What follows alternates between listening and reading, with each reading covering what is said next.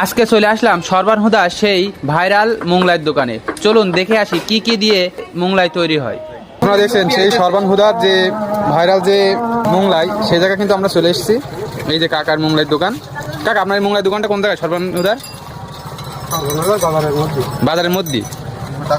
এই যে দেখছেন কিভাবে মোংলাই তৈরি করে, ডিম দিয়ে আলু দিয়ে পেঁয়াজ দিয়ে একসাথে মাখায় তারপরে ভাজ করে দিচ্ছে। দেখেন, তারপর কিন্তু আবার এই যে ভাজা হচ্ছে। কাকা এসে আবার একটা রেডি করে।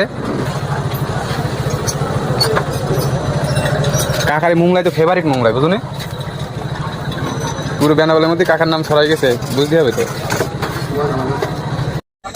এই যে চলে এসেছে, দেখছেন মোংলাই চলে এসেছে। এই যে আমার বন্ধু অপেক্ষা করছে মোংলাই খাবে। এই যে আমার বন্ধু সেই মোংলাই ভাইরাল মোংলাই খাচ্ছে, আপনারা দেখছেন।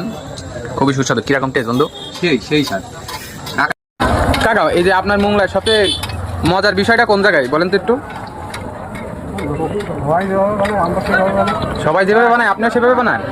আমার তো মনে হয় না। তাহলে সবারটাই টেস্ট হয় না, আপনারটাই টেস্ট হয়, কারণ কি?